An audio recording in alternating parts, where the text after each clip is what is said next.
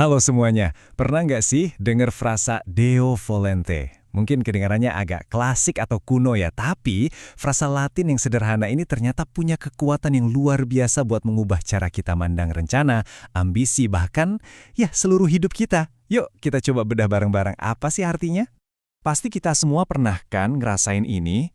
Saat kita bikin rencana, nyusun target, rasanya tuh semua ada di tangan kita. Semuanya rapi, terstruktur, dan kita mikir, oke, gue bisa handle ini. Tapi, sadar atau enggak, perasaan semua terkendali inilah yang sering kali jadi awal dari sebuah masalah. Wah, ini saya ingat banget nih, pengalaman pribadi. Dulu pas pertama kali belajar nyetir mobil manual, setiap ketemu tanjakan itu mulut komat kami terus berdoa. Tapi begitu bertahun-tahun lewat, ngerasa udah jago, doanya hilang. Ketergantungan sama Tuhan pelan-pelan banget kegeser sama rasa percaya diri. Pergeseran yang halus banget tapi sebenarnya bahaya. Nah, pergeseran dari bergantung sama Tuhan jadi bergantung sama diri sendiri, inilah yang jadi inti pembicaraan kita. Gimana sih cara kita menyeimbangkan antara rencana-rencana kita yang seabrek dengan kenyataan bahwa Tuhanlah yang pegang kendali? Nah, untuk melawan ilusi bahwa kita yang pegang kendali, kita butuh pengingat. Dan pengingat itu adalah Deo volente. Ini bukan sekedar frasa kuno loh, ini sebuah prinsip hidup yang ngingetin kita. Kita boleh, bahkan harus merencanakan. Tapi kendali akhirnya itu bukan di tangan kita. Prinsip ini datangnya langsung dari Alkitab loh, seperti yang tertulis di sini.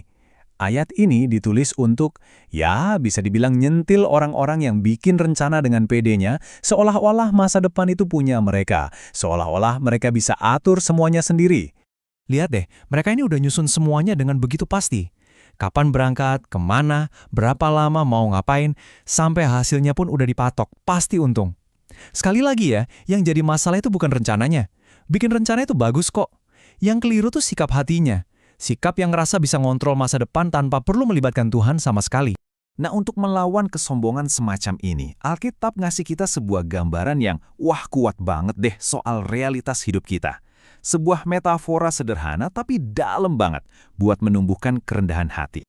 Hidup kita itu seperti uap. Coba deh direnungin. Bukan seperti gunung batu yang kokoh atau pohon yang kuat, tapi uap. Sebuah gambaran yang tajam banget buat nunjukin betapa singkat dan rapuhnya keberadaan kita di dunia ini. Analogi ini pas banget kan? Bayangin deh, uap yang keluar dari secangkir kopi panas di pagi hari. Kelihatan, ngepul sebentar, terus hilang. Itu aja, nggak berbekas. Itulah gambaran hidup kita di hadapan kekekalan. Kalau hidup kita sesingkat dan serapuh itu, masa iya kita mau sombong dan bersandar 100% sama kekuatan diri sendiri?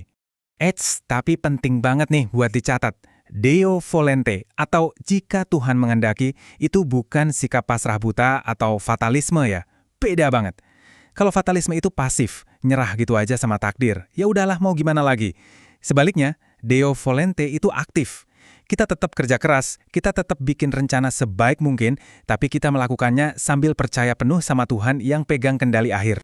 Kalau kita mau cari contoh yang paling sempurna dari sikap penyerahan diri ini, nggak ada yang bisa ngalahin teladan dari Yesus Kristus sendiri, terutama di momen yang paling menentukan dalam hidupnya. Nah, ini puncaknya. Di Taman Getsemani, pas lagi ngehadepin penderitaan salib yang luar biasa beratnya, Yesus nggak maksain kehendaknya sendiri. Doanya jelas banget, bukan kehendakku, tapi kehendakmu yang terjadi. Ini adalah ekspresi Deo volente yang paling murni, paling kuat, dan paling sempurna. Dan inilah alasan kenapa kita bisa percaya pada kehendak Tuhan. Penyerahan diri Yesus di taman dan ketaatannya sampai ke kayu salib itu bukan tanda kelemahan, tapi justru kekuatan maha dahsyat yang menyelamatkan dunia. Salib jadi bukti nyata bahwa kehendak Tuhan, meskipun kadang terasa berat dan gak kita mengerti, ujung-ujungnya selalu membawa pada kemuliaan. Oke, konsepnya dalam banget ya. Terus pertanyaannya, gimana cara kita bawa konsep besar ini ke dalam kehidupan kita sehari-hari? Gimana caranya kita bisa nemuin kedamaian di tengah semua rencana dan kekhawatiran kita? Sebenarnya ada 3 langkah praktis buat ngejalanin ini. Pertama, akui kedaulatan Tuhan. Ini fondasinya. Kita harus sadar kalau Dia yang pegang kendali, bukan kita. Kedua, selalu rendah hati. Caranya? Ya ingat terus, hidup kita ini singkat, kayak uap tadi. Dan yang paling penting, ketiga, percaya sepenuhnya sama Bapa yang baik, yang kasihnya udah terbukti nggak main-main di kayu salib. Pada akhirnya, Hidup dengan prinsip Deo Volente ini justru membebaskan kita. Kita bebas dari beban berat untuk selalu jadi si pengendali. Jadi saat Anda buat rencana ke depan, buatlah sebaik yang Anda bisa. Kerjakan dengan tekun, dengan segenap hati.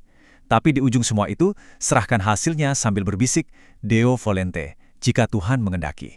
Karena kedamaian sejati itu nggak akan kita temukan dalam kendali kita, tapi dalam penyerahan diri kita kepadanya.